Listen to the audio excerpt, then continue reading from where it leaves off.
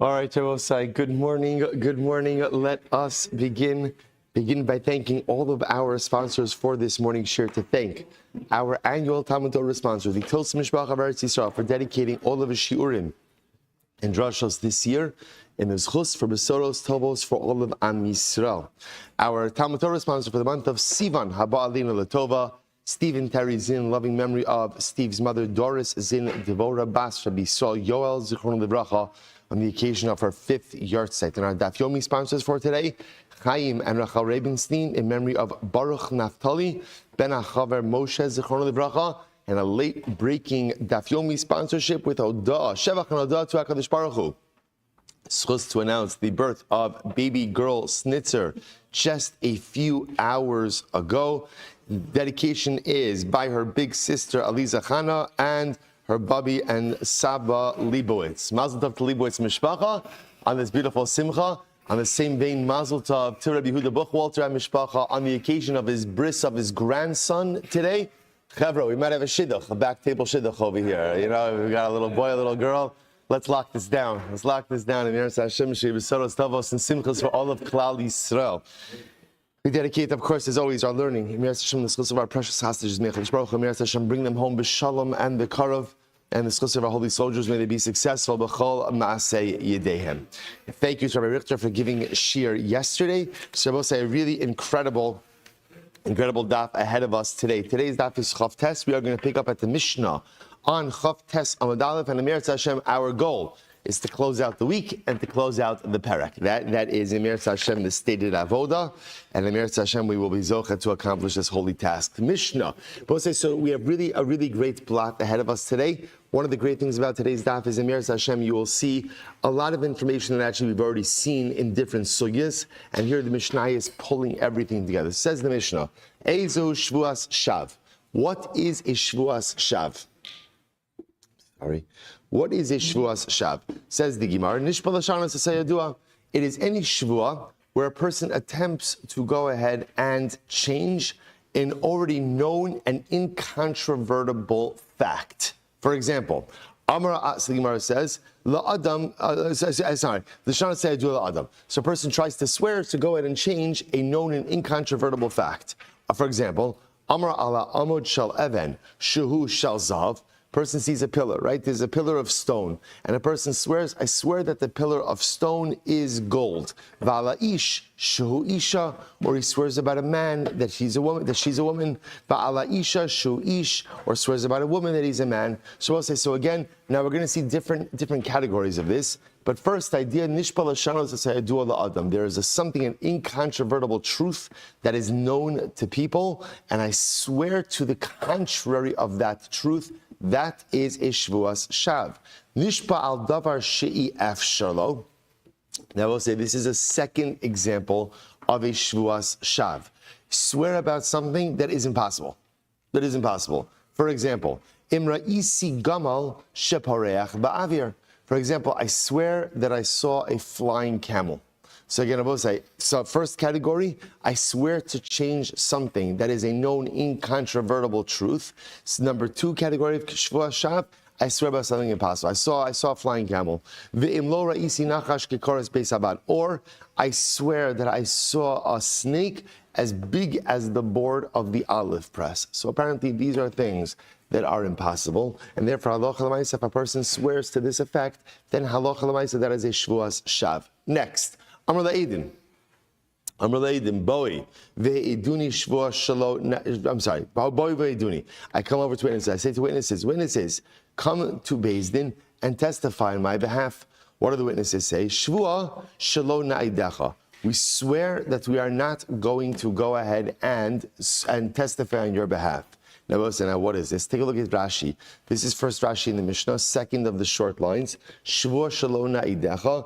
Bittul mitzvah hu hainu davar shi efshar. So both said this is an example. Interestingly enough, this is an example of another Shevuos Shav.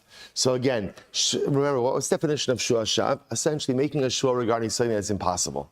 Now, again, impossibility could go ahead and manifest itself in a couple of different ways. So possibility one, or manifestation one, is I swear to the contrary of an incontrovertible known fact. Possibility two of a Shevuos Shav, impossible Shevuah. Number two is that halacha l'maisa again, I swear regarding something that is simply not true, clearly impossible. Flying camels, snakes the size of the beam of an olive press.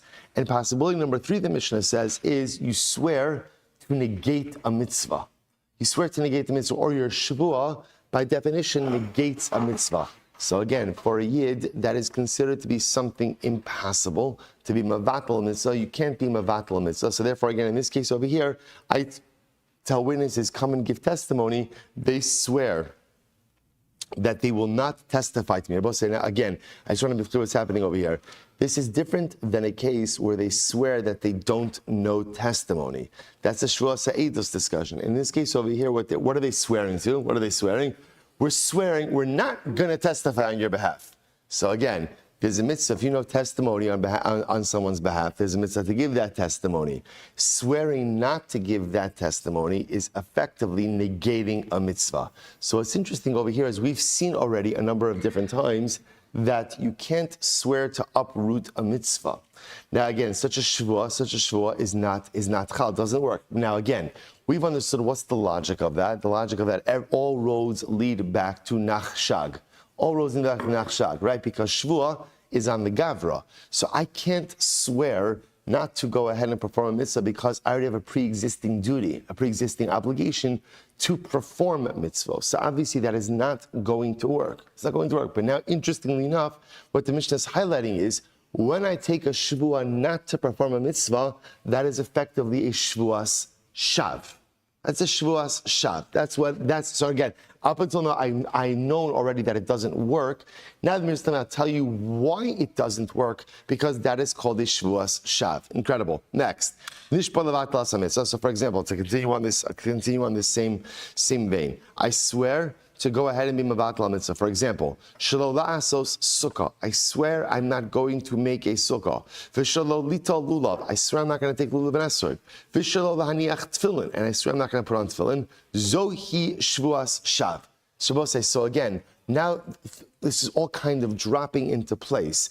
I've known this whole time that I can't take a shvuah to negate a mitzvah. We never really thought about what category of shvuah is that. Mishnah now tells me that's called Shevuos Shav. Shevuos Shav is any mitzvah that is impossible to fulfill. Either impossible because just factually it's fundamentally incorrect. Impossible because what I'm describing is not possible, or impossible because I'm already under a pre-existing obligation to perform that which I'm trying to undermine. What's the halacha about Shevuos Shav?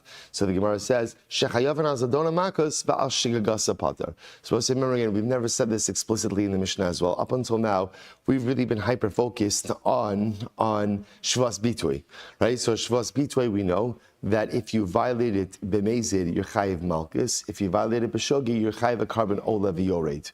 What happens with the Shevuos Shav? So again, zidona malchus. Once again, if you intentionally make a Shevuos Shav, you will get malchus. V'al shigagasa pater. But an accidental Shevuos Shav, ultimately, no liability. I mean, no liability in Beis Din. Fine. Shevuos she'ochal kikar zu. So we'll say so again. That's step one. So therefore, for first part of the Mishnah, very important. You saw this Mishnah all about Shevuos Shav. Shevuos she'ochal kikar zu. Shevuos she'lo ochlena. So we'll say this is a very interesting case. Now over here, I swear I'm going to eat this loaf, and then I take another Shevuah, I'm not going to eat it. So in this case over here, interestingly enough, in a vacuum, if both of these Shevuos had been made independently, this would have been two Shevuos Bituis, right? Two Shevuos, right? Again, because remember, Shevuos Bitui, which is again a Shevuah, a declarative Shevuah, I swear I'm going to eat the loaf, I swear I'm not going to eat the loaf. So that's Shevuos Bitui. In this case, interestingly enough, what happened over here? I'm making these Shevuos in succession. So Shevuah number one is, I swear I'm going to eat the loaf of bread. Then Shevuah number two is, I swear I'm not going to eat the loaf of bread. So what do you do in this case? This is fascinating. Harishona Shevuas Bitui. So the first Shevuah ultimately is a Shevuas Bitui. Vashnia Shevuas Shav. The second Shevuah is now Shevuos Shav. I will say, why is it a Shevuos Shav? Why? Because once I go ahead and I take the first Shevuah to go ahead and eat the loaf, then what? It is a mitzvah to fulfill your Shevuah. When I then go, therefore it becomes a mitzvah to eat the loaf. When I then make the second Shevuah not to eat the loaf, that is effectively a Shevuah to undermine the performance of a mitzvah, which is one of the categories of Shevuos Shav. Rashi points out over here, Vashniya Shevuos Shav, Shahare Nishpa Levatel Es HaMitzvah. Again, I will say fascinating. So what you begin to see over here is also a little bit of an expanded definition. What does it mean? Right? Nishpa Levatel Es HaMitzvah. Mitzvah doesn't necessarily have to be what we call, one of the explicit 613 mitzvahs. Like, I swear I'm not going to put on tefillin. I swear I'm not going to, sit in a sukkah. It could be more nuanced. So, for example, if I take a shvuah to do something, then it becomes a mitzvah, an obligation upon me to do that thing. Swearing not to do that very thing I am adjured to do is also swearing to undermine a mitzvah. So therefore, again, I swear I'm going to eat the loaf. Shevuos Bitwa, I have a mitzvah to fulfill my shvuah, eat the loaf. I then take another shvuah, I swear I'm not going to eat the loaf. That second shvuah is a Shevuos Shav. Shevuos Shav, incredible. Now, interesting, the Mishnah ends off, Achla, what happens if you eat the loaf, right? So if I eat the loaf, I end up eating the loaf in this case. So remember again, Shevuah 1, I swear I'm going to eat it. Shevuah 2, I swear I'm not going to eat it. Now I end up eating it. Achla, over al Shevuos Shav. So if I go ahead and I eat the loaf, so what's the problem? I'm in violation of a Shevuos Shav, right? Because I swore not to eat the loaf. Lo acha, if I don't eat it, then avar al Shevuos bitui. Then ultimately, again, I'm in violation of my first Shevuah. So we'll say what's interesting about this case is it seems like no matter what you do, you're going to incur liability. The Gemara is going to question this case a little bit more, but that's the concept. Okay, Rabbi say, so incredible. What we established over here is Shevuos Shav. Intentional violation of Shevuos Shav is Malchus. Unintentional violation of Shevuos Shav. Unintentional violation of Shevuos Shav is Pater. It's Pater. 3 categories of Shevuos Shav also highlight the idea that once you swear to do something, by definition, it is a mitzvah. It is incumbent upon you to go ahead and do that very thing. Incredible. Okay, we'll say, now the Gemara. Here we go. Amru Ula. So we'll say, so now really this is great because we're rounding out our kind of like halachic knowledge regarding this thing. So Ula says, V'hu shenikar legimel b'nei adam. So I will say, remember, Shevuos Shav is not simply swearing to undermine something that, I should say, one of the definitions of Shevuos Shav is swearing to undermine a widely held truth, a known truth. The Gemara says, now Ula says, what is the definition of a known truth? Something that is known to at least 3 people. Okay, so therefore, by definition, if you were to swear about something that you know, right, to the contrary of something that you know to be true, but let's say other people do not know about it, or at least 2 other people do not know about it, it would not go ahead and conform to the criteria of Shevuos Shav. Okay, incredible. Nishpa al davar shi afshalo in lora isi gal parech ba'avir. So let's say now again. So now the Mishnah said, what's an example of swearing about something that is impossible? So remember again, this is category 2. Category 1 is I swear to the contrary to the contrary of an incontrovertible known piece of information. I swear about a man that he's a woman, about a woman that he's a man, about a pillar of stone that it's gold. Category 2, I swear about something that I could not have seen. I swear I saw a flying camel. So the Gemara says something very interesting. Shevuos shara'isi lo ka'amar, ma'im lo ra'isi. Now, the Gemara is really asking a syntax question over here. If you look at the lashon of the Mishnah was, I swear, em lo ra'isi gamal shaparech ba'avir. If I did not see a flying camel. Why are you phrasing it like that? The Gemara says, listen to this. So the Gemara says, Shevuos shara'isi lo ka'amar, ma'im lo ra'isi. Now again, doesn't it make more sense to say, I swear I saw a flying camel? So the Gemara says, Shevuos shara'isi lo ka'amar. It doesn't say, I swear I saw a flying camel, ma'im lo ra'isi. What does that mean if I did not see? I swear, or I will say, I swear if I did not see a flying camel. Sounds like with that lashon, if I did not see, there should be something else to that phrase. If I did not see, then what? So listen to this. Rabbi says, no. Tani Shevuos shara'isi. Abaye says, change the wording of the Mishnah. The Mishnah should say, Shara'isi, I swear I saw a flying camel. Good. Rava says, no. There's more. You're right. There's more to the phrase. Ba'omer ye'asru kol peiros sheba'olam alai im lo ra'isi gamal pareach ba'avir. So Rava says, in fact, there was more to the statement. What's the statement? The statement is, all of the fruits of the world should be usher to me if I did not see a flying camel. Okay, fine. The Rava says, I will say again, I just want to point out, for our purposes, this doesn't materially change anything. This Machlokes Abaye and Rava is just how to read the Mishnah. But factually, the details remain the same, which is the second category of Shevuos Shav, is you swear about something that is impossible. There's no flying camels. So the Gemara says, this sparks a fascinating sugya. Shavina says, Rabashi, Vidilma, maybe he means something different when he says, I saw a flying camel. Vidilma, Hi Gavra, Sipora Rabaka Achazi. Maybe what happened over here is like this. When Reuven said, I swear I saw a flying camel, maybe what he really saw was the following. He saw a very large bird. Va'asikle shma gamla, and he called it a camel. Right? In other words, he saw a very large bird, and the bird looked like a camel. Obviously, everyone knows there are no flying camels, but maybe he just saw a very large bird, and he's calling that a flying camel. V'ki kamishtaba adaita didei ishtaba. And when he's taking the Shevuah, he's understanding the Shevuah through the lens of his personalistic vernacular. In other words, I'm not lying, I'm not making stuff up, I'm describing my experience. I swear I saw a flying camel, meaning what? A very large bird that looks like a camel. So the Gemara says, okay, Nabosai, this opens up something very interesting, which is that in the world of Shevuos, how do we define a person's Shevuah? Do we define your Shevuah based on your personal intent? Or do we define the Shevuah by some type of objective metric? Now, interestingly enough, v'chitema basar pumei azlinan v'lo azlinan basar daitei. Now, here's what's interesting. Now, based on the Mishnah, it seems to be that we define your Shevuah based on an objective standard, not based on what you may have meant. Because otherwise, in Achinami, when I swear I saw a flying camel. In Achinami, let's ask, well, what do you mean by that? What do you mean by that? Maybe it's a big bird. If you notice, again, we don't ask that. We don't ask that. So the Gemara says, V'chi tema, therefore you'd be tempted to say, Basar Pumei Azlina. I will say, Basar Pumei Azlina means we go according to the straight or to the pashut understanding of your words. V'lo Azlinan Basar Daitei. And we do not ultimately, again, go based on what you may be thinking. We go based on what you said and not based on what you're thinking. Therefore, again, just plugging this back in over here. So therefore, in a case where halacha l'maisa, I swear I saw a flying camel.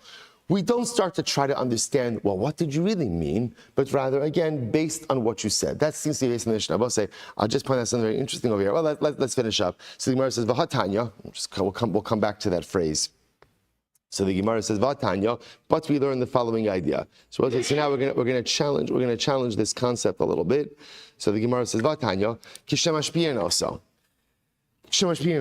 when we adjure someone. Now we'll say, so again, this is talking about a Shevuah that is given by the Beis Din. If you look at Rashi says over here, Kishemashpiyanoso, Kavishvuos hadayonin,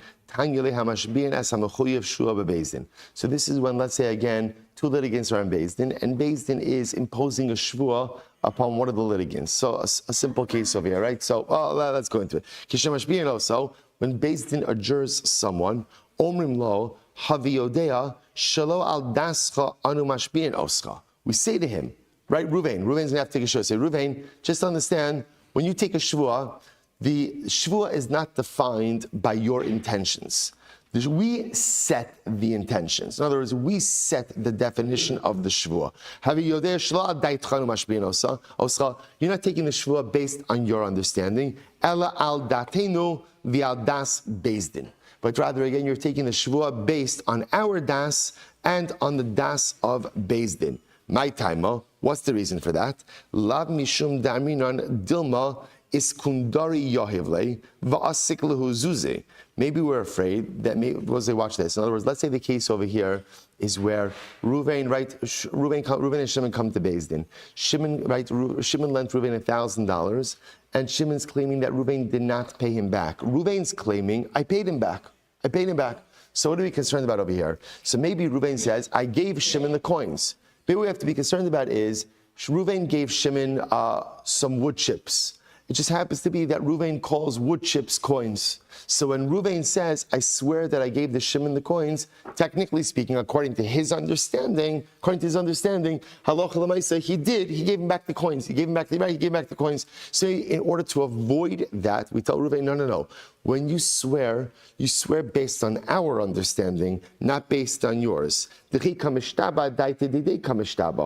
again, we're concerned that when Reuven goes ahead and swears, he's swearing based on his own understanding. To which the Gemara says, no, lo, hasam mishum kanya derava. No, actually, interestingly enough, the reason we do that is because of the case of the staff of Rava. Now, what was the staff of Rava? Rashi says, really, olam basar pumei azlinon. Right? Really, I will say in general, when it comes to Shevuos, we go based on what people say and not based on any other. So we take the Pashat understanding of the Shevuah without any interpretation of subjective intentions. So why do we have to make this statement over here when Beis Din imposes a Shevuah? Because also there was an interesting case. I'll just mention this outside, then we'll look at it inside. There was this case that occurred in the Beis Din of Rava, which is actually a fascinating case. Same case, Reuven and Shimon had a dispute, right? Shimon lent Reuven $1,000. Shimon says, Reuven, you didn't pay me back. Reuven says, I paid you back. They come to Beis Din. In Beis Din now says, Reuven, swear that you paid back Shimon. So Reuven says, no problem. He says to Shimon, do me a favor. Can you just hold my cane while I take the Shevuah? So what happens? So Shimon says, sure, I'm a nice guy, I'll hold the cane. Reuven swears, I swear I gave Shimon back the money. Shimon became so incensed that what did he do? He broke the cane. When he broke the cane, it turned out that the cane was hollow and there was money inside. Reuven had a great chab. You got to give Reuven a lot of credit for ingenuity. Bad guy, but good chachma. Listen to this. He said, he swore truthfully, because at the time that he swore, Shimon was holding the money. So did Reuven give Shimon the money? He did. So as I say, interestingly enough, that's a little bit of a crazy case, because in that case, even according to the Pashat understanding of the oath, Reuven did what he swore he did. He swore he gave Shimon the money. He did, in fact, give Shimon the money. So therefore, again, even though normally we say that when you take a Shevuah is interpreted according to the basic objective understanding of your words, not based on your intentions. But still, when Beis Din goes ahead and adjures someone, they have to make this statement that understand you're taking the Shevuah based on our understanding and not based on yours. Because again, there is still a way to exploit the law even when you go according to the basic understanding of words. I will say, in general, again, if people want to cheat, they're going to find a way to cheat. So Beis Din therefore has to make a model where there's absolutely no level of subjectivity when it comes to your Shevuah. Your Shevuah is interpreted again based on your words. In the case of a Shevuah in Beis Din, based on how Beis Din defines the Shevuah. Incredible. Rashi says over here, we just did it. It's good. So the Gemara says as follows. Hazar Shekhan Rava Tashma. So both say this is a really beautiful Gemara. Right? So both say, so therefore again, based on where the Gemara's understanding over here is that when we go ahead and so there's two pieces of information that are coming out over here. So number one, when a person takes a Shevuah, the way we interpret the Shevuah is based on the basic understanding of the words that were uttered, what we call basar pumei, which means the simple understanding of your words, and we do not try to look that you may have any deeper meaning or any deeper understanding. We take your words at face value. In addition to that, when a Shevuah is being administered in Beis Din goes out of its way to say, by the way, the interpretation of the Shevuah is how we, Beis Din, interpret it, not how you interpret it. I'll just mention that there's a tremendous musar haskell in this. That when it comes to a shul, you go basar pumei. We take the words of the shvua at their face value. And I will say this is sometimes one of the most important yisodos in interpersonal relationships as well. Very often interpersonal discord is created because people read into what other people say, right? So I say this, well, what did you mean by that? However, 9 out of 10 times, what did I mean by that? What's the answer?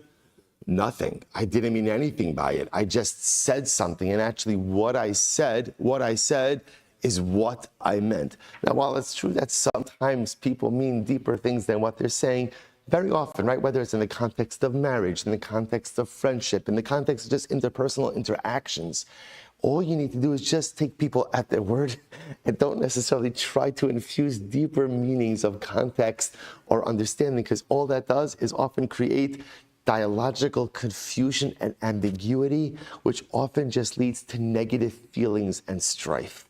Sometimes the best thing you could do is just take people at their stated word and don't read anything more into it. Incredible. So let's go right there. So we'll say some really beautiful Gemaras. Tashma, v'chein matzinu. So we'll say this is incredible. V'chein matzinu, k'sheshbia Moshe as Yisrael. When Moshe Rabbeinu adjured Klal Yisrael, they both said, interestingly enough, at first glance, one might have thought that this is talking about Matan Torah.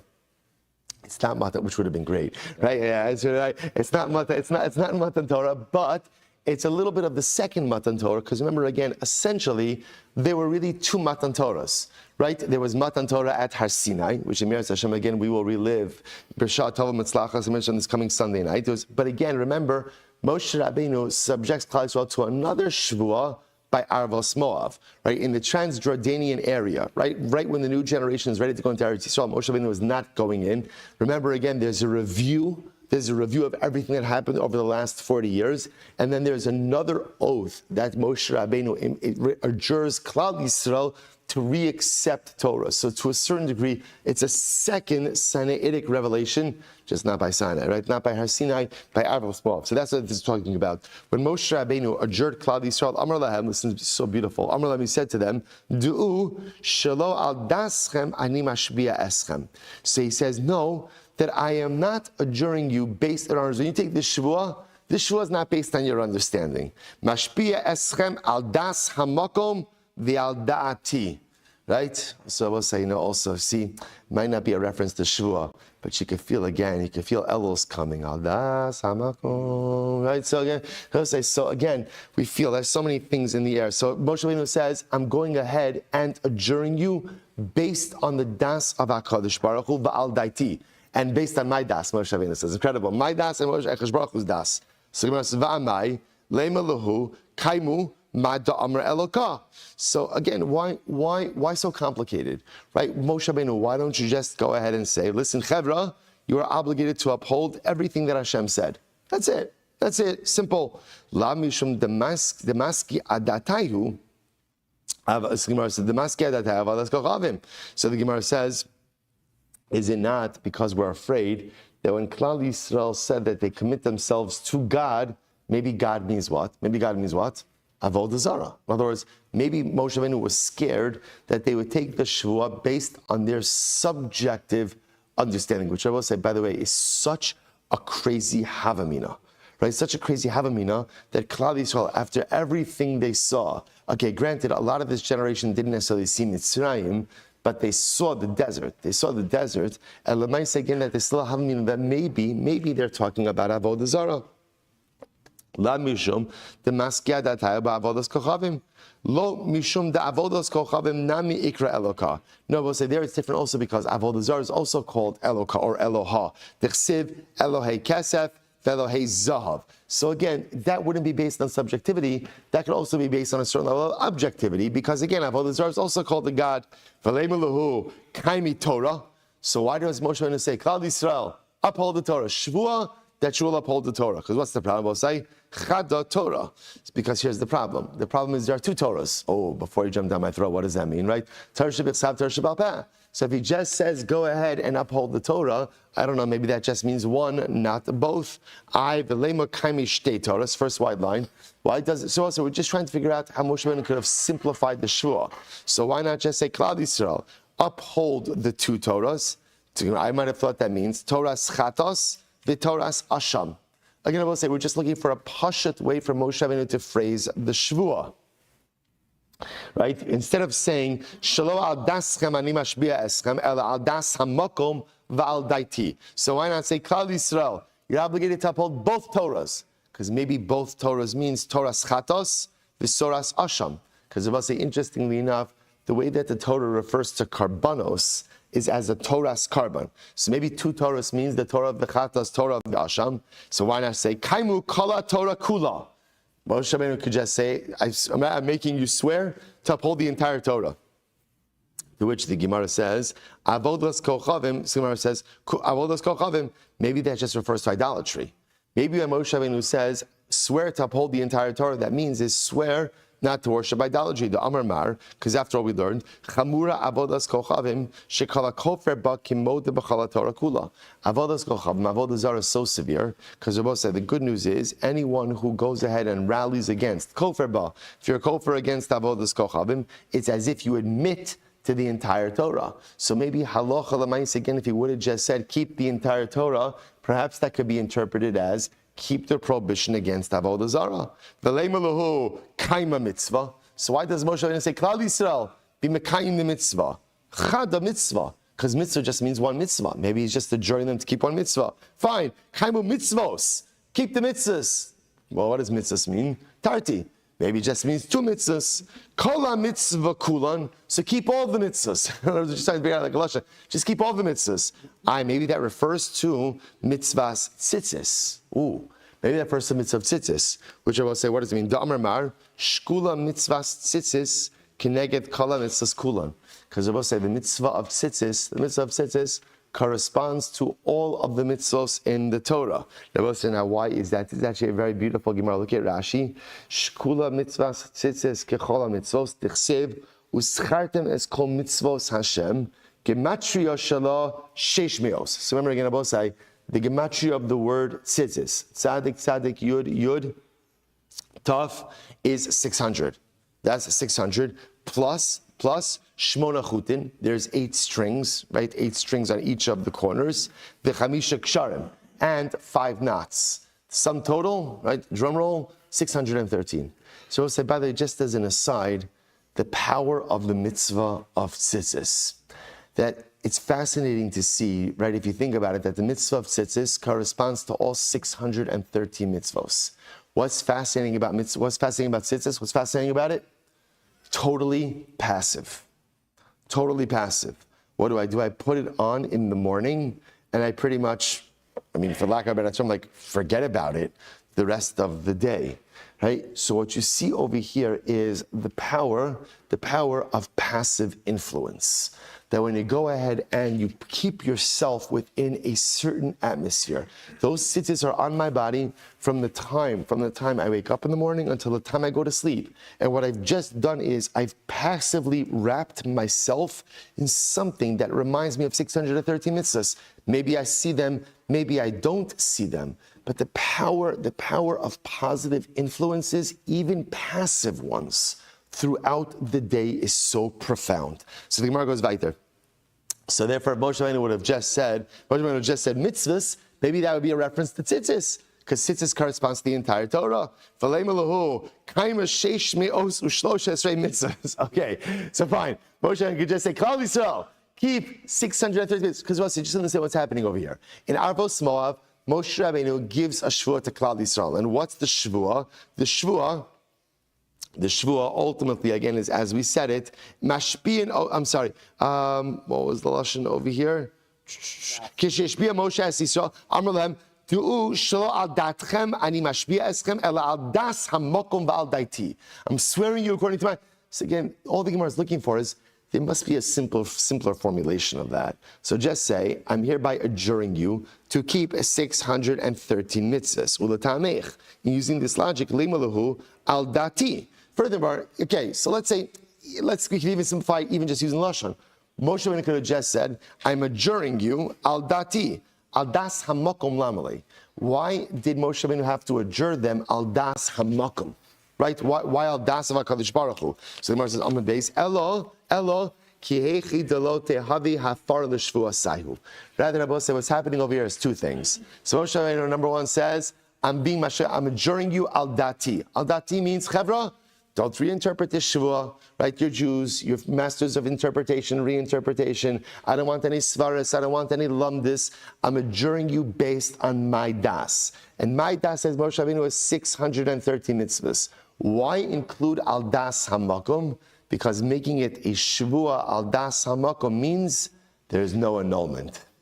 There's no annulment. When you swear based on the das of the Ribono Shel Olam, ultimately, again, there is no annulment. Look at the top Rashi. Elo, haki kamar luhu, lo adatchem, ki hechi detehavi shvuaschem al das acherim, velo yuchlu heim hatira deneder shoda das rabim, ein lo hafara. So we'll say, so incredible. So again, al daiti, Moshe Rabbeinu says, I'm defining the parameters of this shvuah, val das hamakum.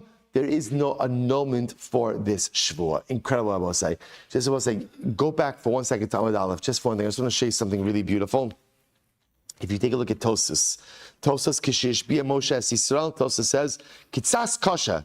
So Tosas says, this whole Shevuah is a bit problematic. Why? So the Gemara says, Ma haisa mo'eles hashvuah, kimo shayarish yabdu avodas kochavim, kimo kin hayilira pen yavru es hashvuah. So I'll say, now listen to this. This is such a fascinating shaila. I'll say, why is Moshe Rabbeinu adjuring Klal Yisrael, right? Why is he imposing a shvuah upon them? Why? Because he's afraid that they're going to worship Avodah Zarah. That's what he's afraid of, right? At the end of the day, because again, if Moshe Rabbeinu wasn't fearful about anything, there's no need for a shvuah. He's making them swear allegiance to HaKadosh Baruch Hu and allegiance to Torah and allegiance to... Why? Because he's afraid they're going to worship Avodah Zarah. Says Tosas, so shkoyach, so they make a shvuah. So what can they do now?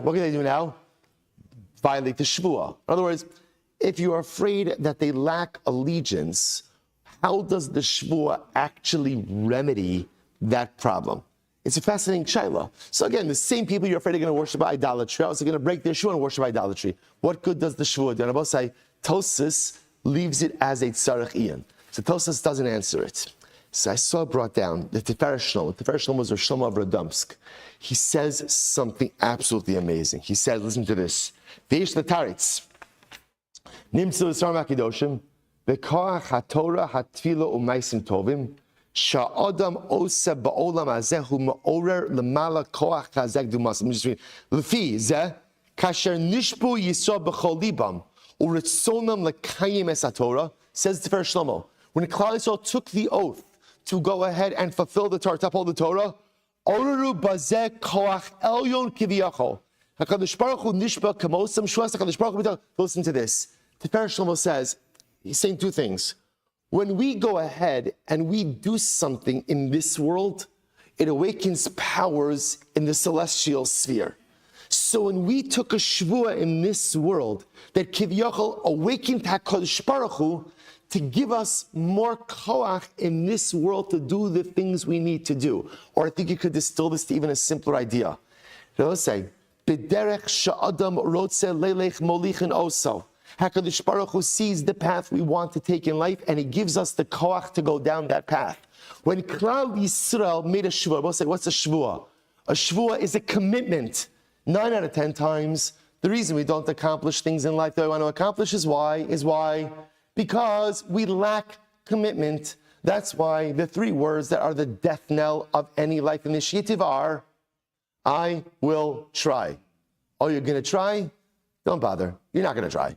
You're not going to try, right? I will try means I like to talk about the things that I'm going to do, but I'm not really going to do them. Commitment creates success. Commitment creates results. If you're all in, you will accomplish. If you're trying, You failed already before you even started. Not because you're not a good guy, but because you're not in. You're not in. Says it to Shlomo was something amazing. Moshe Rabbeinu understood, if they swear to do it, that means they're in. It doesn't mean they're not going to make mistakes. It doesn't mean they're not going to mess up. But grand scheme, a shvuah means I'm all in. When you're all in, when you demonstrate that level of commitment, HaKadosh Baruch Hu gives you the koach you need in order to be successful. You're going to try. You know what HaKadosh Baruch Hu says? When you say you're going to try something else, you know what HaKadosh Baruch Hu says? I don't know what HaKadosh Baruch Hu says, but I would imagine, right? What does HaKadosh Baruch Hu say when he sees a Yid who says he's going to try? You know what HaKadosh Baruch Hu says? Do me a favor. Come back when you've made up your mind about what you really want to do. When you're ready to put on your big boy pants and decide what you want to do in life, come back to me then, and then we'll talk about what kochos you need. You want to try? Don't bother me right now. When you've decided what you actually want to do with your life, come knocking on my celestial door, and I'll give you everything you need in order to be successful. Says Moshe Rabbeinu, I understand what these people need. They just need commitment. Klal Yisrael is great. Klal Yisrael is holy. Klal Yisrael is Kodesh Kadoshim. Sometimes what we lack in life is resolve, is commitment. Moshe Rabbeinu understood, give them Shevuah. Shevuah equals commitment. When you swear to do something, what you're saying is, I'm all in. And the moment you're all in is when HaKadosh Baruch Hu gives you the tools to accomplish what you need to do in life. You know, both say, so many times in life, we stand at like the threshold of accomplishment and we have such commitment phobia, right? We're afraid to like say, I'm in because I don't know if I'm going to be successful. The truth is, 9.9 out of 10 meaningful things in life, you cannot guarantee success. But don't let the lack of guaranteed success stand in the way of unequivocal commitment, because then it becomes a vicious cycle. I don't know if I could succeed, therefore I'm not willing to commit. Well, if you're not willing to commit, you're definitely not going to be successful. So I don't know if I'm going to be successful, so therefore I'm not going to commit. And our lives become like this ongoing dog running after its tail, dog chasing its tail, circle of lack of commitment and therefore lack of accomplishment. Rather, again, Moshe Rabbeinu models for us, take the Shevuah. Take the Shevuah. Swear to yourself, I'm all in. And in that moment, again, not only is your resolve there, but once you resolve there, HaKadosh Baruch Hu says, so you're committed. HaKadosh Baruch Hu says, if you're committed, I'm committed as well. And that's when HaKadosh Baruch Hu gives us the kochos to be successful in our life endeavors. Incredible. Incredible. Says the Gemara. Let's go back. I gotta finish the parak. Next. I swear that I saw a snake like the size of the beam in the press. So the Mishnah says that's an example of a shua shav, because again, not possible. There's no snakes like that. So the Gemara says, "V'lo, is that not true?"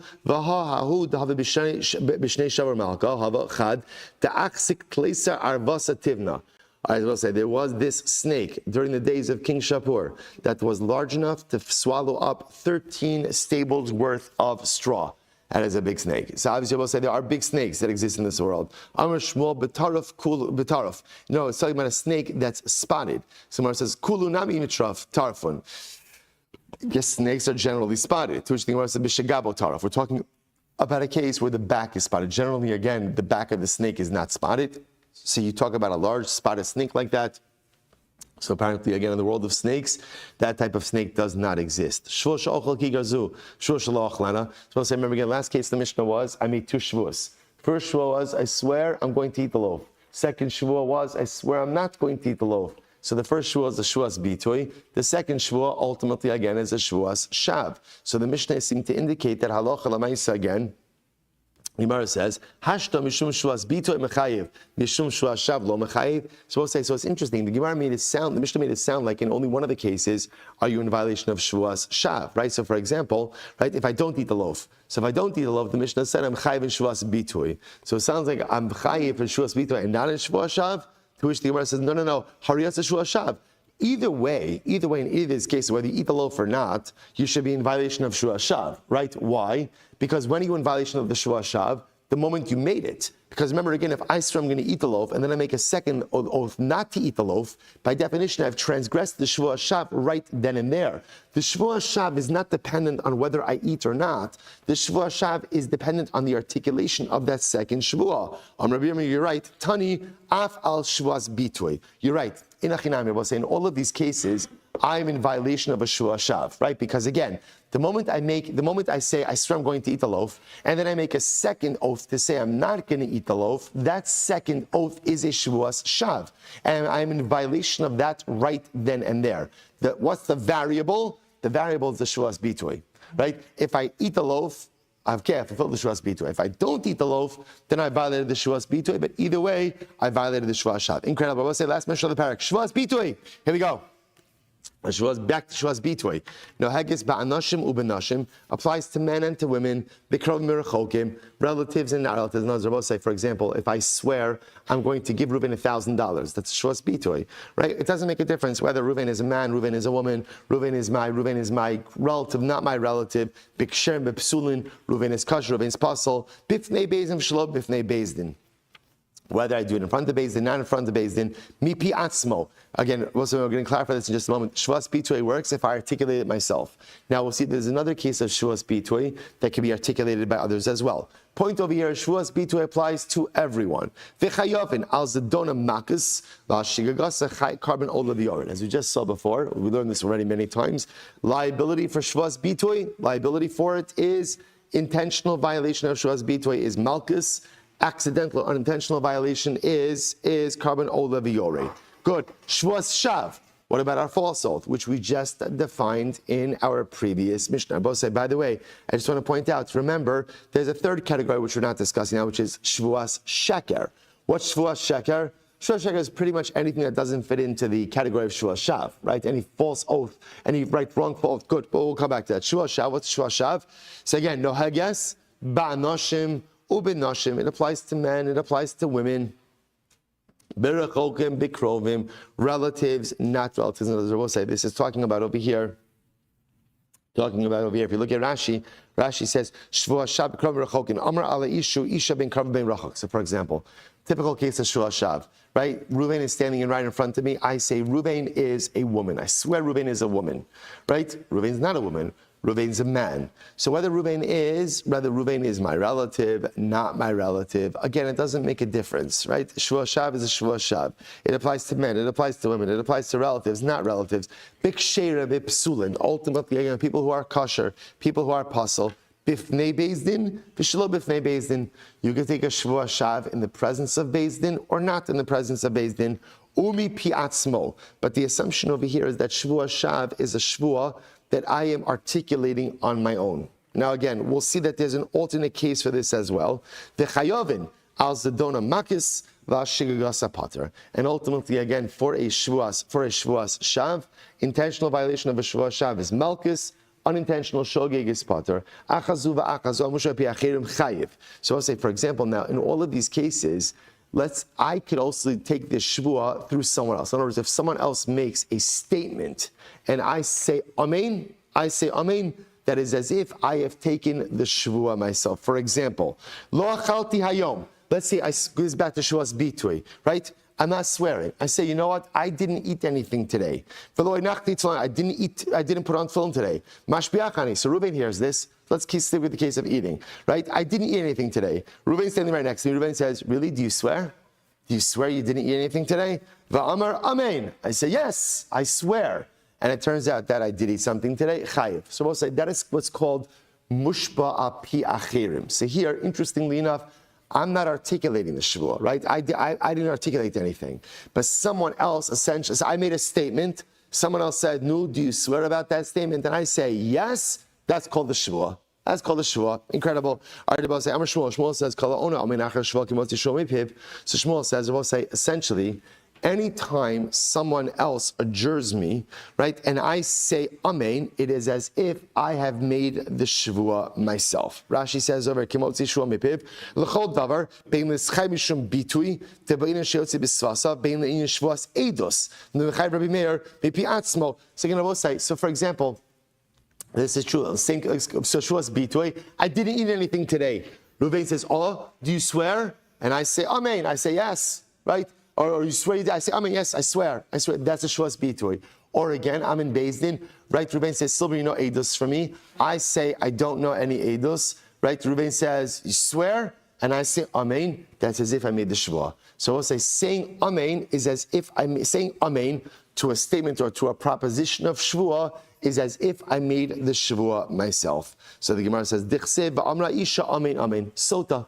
Sota, interestingly enough, the way we adjure the sota that she did not commit adultery is we make the statement that and she says amen, amen, amen, amen. The Gemara says amen. She swears, I did not commit adultery from the man I'm accused of now, and I also never committed adultery with anyone else. Right? So Lamais, again, you see from here that amen, amen allows you to be adjured. The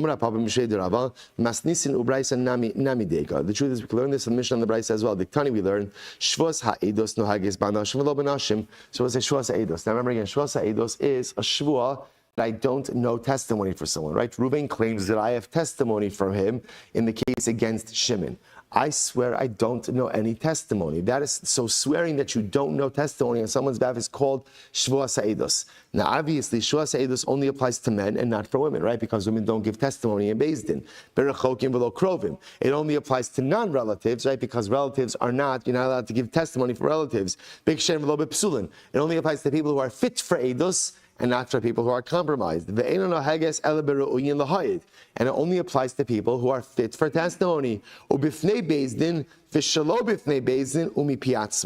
it applies in front of Beis Din and not in front of Beis Din. And again, I offer this oath, of my own verbal cognition, right? Of my own verbal volition is a better word. So the Gemara says, and again, I will say, if you are adjured by someone else, ultimately, again, there's only liability for this in Beis Din. These words are Meir. Now, here's the problem. Tanya Babraisa, here we learned in a second Braisa, Shevuos ha'edos ketzad. How is Shevuos ha'edos? I just want to point out, by the way, again, Shevuos ha'edos is literally the topic of our next parak, right? The next Mishnah, Shevuos ha'edos. So we have actually not learned about the intricacies of this Shvuah just yet. So we're getting ahead of ourselves just a little bit. So look at this other brayso. Shevuos ha'edos ketzad. What's Shevuos ha'edos? What is an oath about testimony? Amar la'edim. I say to witnesses, Bo ve'iduni, right? Come and testify on my behalf. And the witnesses say, Shvuah she'ein anu yodin l'cha eidos. We swear we don't know any testimony for you. Oh, Shomro ein anu yodin l'cha eidos. Or they say again, we don't know any eidos for you. Mashbi'a ani aleichem. And I say to them, right, you two guys, you know testimony from me. Swear that you don't know testimony from me. Va'amru lo, amen. And they say, yes, amen, we don't know any testimony for you. So the Gemara says, bifnei Beis Din, bein shelo bifnei Beis Din. So we'll say again, whether this oath is happening in front of Beis Din, not happening in front of Beis Din, ultimately again, it works. So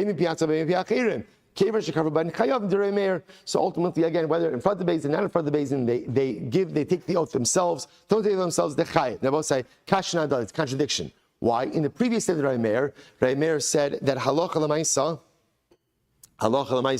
if they are being adjured through someone else, it only works in front of Beis Din. According to this brayso, even if they're not in front of Beis Din, if they're being adjured by others, the shvuah works. So how do you reconcile that? So we'll say, what does it come down to? Whether or not they said amen. If they say amen, that is as if they made the shvuah themselves. If that's the case, it works in front of Beis Din and not in front of Beis Din. If they did not answer amen, that it only works in front of Beis Din, doesn't work outside of Beis Din. So what do you see from here? That answering amen is tantamount to taking the shvuah yourself.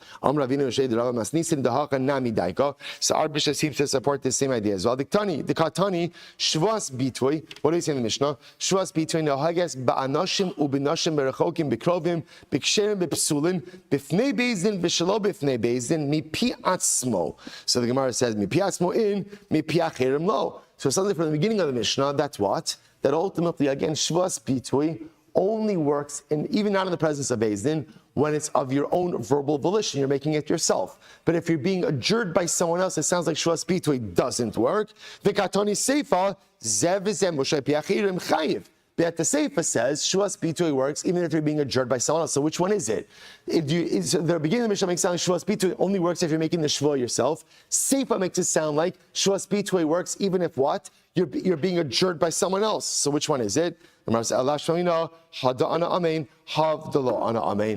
say, what's the distinction? The distinction is whether or not you're answering Amen. That's the distinction, right? Ultimately, again, if you're answering Amen, it works even if you're being adjured by someone else. If you don't answer Amen, then it doesn't work. The Gemara says, Shmuel, my kamash malon. So what is Shmuel coming to teach us, right? It sounds like Shmuel is introducing this whole halacha. What is Shmuel teaching us? The Gemara says, Dukya dimas nisin kamash malon. Shmuel is just teaching us ultimately, again, the diuk in the Mishnah. And I will say, what's the diuk in the Mishnah? Effectively, there are two ways to take Shevuos, right? Either you can take a Shevuah yourself, verbally articulating the Shevuah, or halacha l'maaseh, if someone else says the Shevuah and you say Amen to that, that is tantamount to taking the Shevuah yourself. And Shmuel is just coming to highlight this yisod from the Mishnah. Hadron alach Shevuah Shabbosai Shkoyach. A good night of Shabbos. All right, Chevra on Zoom. Good Shabbos, everyone. Good Shabbos, good Shabbos. Chevra Yerushalayim Yirat Kodesh. Good Shabbos, good Shabbos. Chevra, Baruch, a number of them. Chevra, we have some Baltimore. Yeah, Michael's here with me in Baltimore. All right, Bennett's here in Baltimore. All right, probably so ever maybe a good night of Shabbos.